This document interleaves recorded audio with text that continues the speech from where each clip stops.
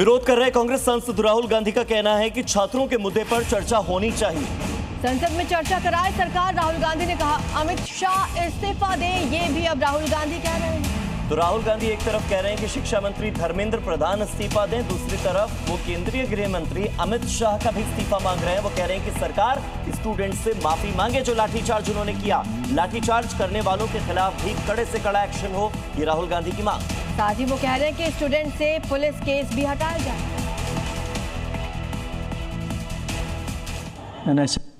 और लगातार paper leak को लेकर राहुल गांधी ने सरकार को घेरते हुए सवाल उठाया कि भारत की शिक्षा व्यवस्था क्यों चरमरा रही है, पेपर लीक की घटनाएं क्यों हो रही हैं, भारत में शिक्षा इतनी महंगी क्यों है, पेरेंट्स पर आर्थिक बोझ क्यों बढ़ रहा है।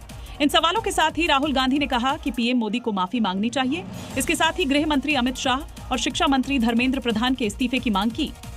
फाइनली पूरी ऑपोजिशन चाहती है कि ये जो इशू है, देश का सबसे बड़ा इशू है, इस पे लोकसभा में, राज्यसभा में डिबेट हो और हम अपनी बात रख सकें।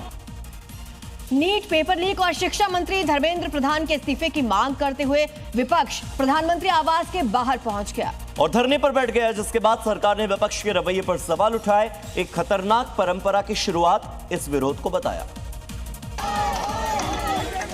विपक्ष के साथ राहुल गांधी के प्रधानमंत्री आवास के बाहर विरोध प्रदर्शन के बाद अब सियासी वार पलटवार शुरू हो गया है,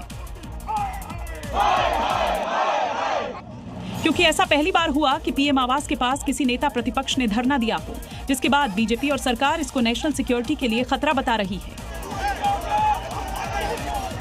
जबकि कांग्रेस का कहना है कि नीतियों पर सवाल उठाना, जवाब मांगना और असहमति दर्ज कराना विपक्ष और जनता का संवैधानिक अधिकार है। प्रदर्शन के दौरान राज्य मंत्री जितेंद्र सिंह ने राहुल गांधी को समझाने की कोशिश की, लेकिन वो नहीं माने। तब पुलिस ने हिरासत में लेकर मौके से हटाया और फिर बाद में छोड़ दिया गया। संसद भवन के पास सुरक्षा बढ़ा दी गई है। संसद भवन के पास की कई सड़कों को फिलहाल बंद कर दिया गया। रफी मार्ग को बंद कर दिया गया। राजेंद्र प्रसाद रोड भी बंद कर दिया गया है। संसद भवन के रास्तों पर भारी बैरिकेडिंग कर दी गई है। तो रफी मार्ग भी इस वक्त बंद है। इसी के साथ राजेंद्र प्रसाद रोड जो है वो भी बंद है और आसपास की कई ऐसी सड़कें हैं जहां पर बैरिकेड्स लगाने के साथ साथ भारी पुलिस फोर्स की तैनाती भी की गई।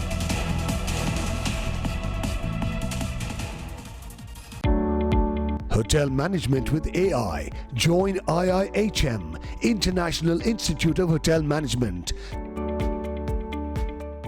और आइए अब आपको दिखाते हैं नमस्ते जी में आज की 5 बड़ी खबरें जो अलग अलग राज्यों से आई है। राजस्थान के चित्तौड़गढ़ में श्री सावलिया सेठ के भक्तों ने एक बार फिर से नया इतिहास रच दिया। 13 जुलाई को खोले गए मंदिर के भंडारे की गिनती पूरी हो गई। भंडार की गिनती जिसमें ऑनलाइन और ऑफलाइन के माध्यम से 38 करोड़ से ज्यादा का दान मिला। उत्तर प्रदेश के सहारनपुर में एक मीट प्लांट में गैस रिसाव होने से अफरा तफरी मच गई। प्लांट में काम कर रही 14 महिला मजदूरों की तबीयत बिगड़ गई। कई महिलाएं बेहोश हो गई। इसके बाद उन्हें अस्पताल में भर्ती करवाया गया। नोएडा में कार अचानक से आग का शिकार बन गई और धू-धू करके जलने लगी। सूचना पर पहुंची दमकल विभाग की टीम ने आग पर जैसे तैसे काबू पाया, लेकिन तब तक कार पूरी तरह से जलकर राख हो गई थी। गनीमत ये रही कि हादसे में कोई जनहानि नहीं हुई है। मध्य प्रदेश के रायसेन में तेज बारिश की वजह से नदियां उफान पर हैं। लोगों की परेशानी बढ़ गई है। इस दौरान खेत में धान की खेती करने जा रहे लोग नदी के पार फंस गए, जिसके बाद पुलिस और एसडीआरएफ की टीम ने लोगों का रेस्क्यू किया।